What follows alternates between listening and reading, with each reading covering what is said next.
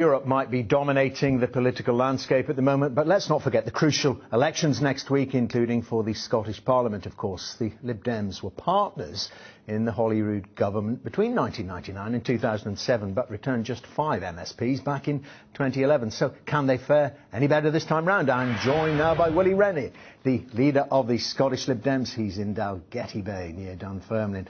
And a very good morning to you, Mr. Rennie. Now, the heady days of sharing power must seem a long and distant way away. Your ambition now is not to get obliterated.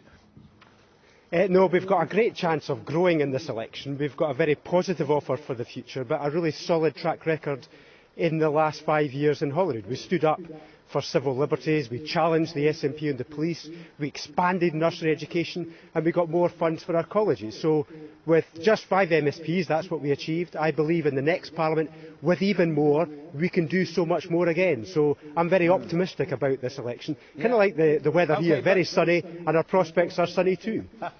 Very nice link there. But is this, you described there your positive record, you feel, is it paying any dividends on the doorstep? Are you getting that level of appreciation, or don't the SNP drown out most of the messages from other parties?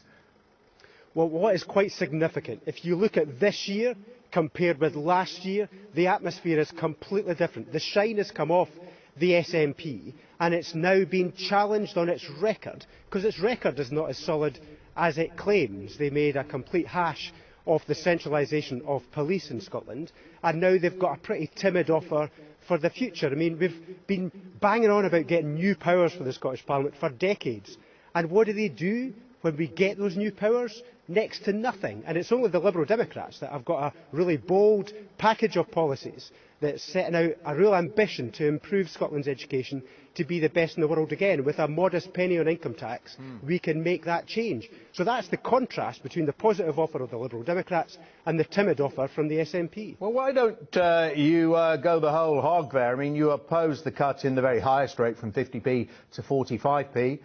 Why don't you advocate putting the very high rate back up? I mean, for us, it's about guaranteeing investment for education.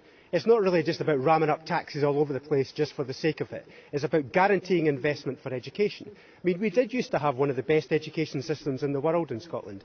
It's now been judged as just average, and that's not good enough for me or for Scotland. And that's why I'm finding more and more people are coming back to the Liberal Democrats. Perhaps people who flirted with the SNP at the last election now recognise you want a real bold offer for the future so that Scotland can be the best again.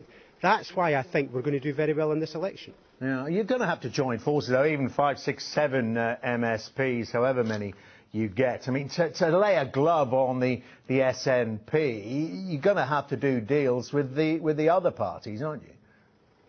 No, I'm not interested in coalitions or deals. I'll work in pragmatic terms with other parties where we can agree. I'll hunt for agreement, but I want to know that we've got a good, strong, Liberal voice in the Parliament, because that's what we require. If you look back to the centralisation of the police with the SNP, we warned about it, the only party that warned about it, and they have eviscerated the police ever since. I think our once proud police force is now a shadow of its former self. Now, no other party did that. It was the Liberal Democrats with our strong Liberal voice. Now, that's why you need Liberal Democrats to guarantee our civil liberties, again, in the next Parliament. So we need a strong team. Of course, we'll work with others where they can agree with us, but I'm not looking and hunting for deals with anybody else. I mean, what you're saying, I mean, it kind of goes for the Lib Dems nationally now, given what happened in the general election as well, doesn't it? There are those that are saying, perhaps cruelly, that the Lib Dems are back where they're most comfortable, the activists on the fringe, coming up with policies that they're never going to have to enact.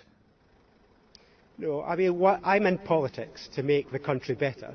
I'm in politics to make a change so we can have a Liberal government in the United Kingdom and in Scotland and all parts of the country. That's my ambition. My real desire is to get a Liberal United Kingdom. So I don't buy any of the arguments that somehow we're comfortable in the space that you describe. I want to change the country and change the country for the better. OK, and what about a Scottish independence referendum in the not-too-distant future? How do you interpret the SNP's formulation of the grounds for that to happen? God, this is depressing, isn't it? I mean, we had one of the biggest democratic experiences in our lifetime with a massive turnout. People said very clearly we wanted to stay in the United Kingdom. The SNP said they would respect that result, but they're planning a new referendum campaign after the summer. I think we need to move on and focus for the next 5 years on making Scotland the best again, whether it's education or civil liberties, protecting the environment, or actually, crucially, boosting mental health services. That's what I want to focus on. The SNP seem to be stuck in the past, reliving the argument over independence over and over again. Let's just move on. That's why we're saying no to another referendum, no to independence. Let's focus on the big challenges for our country.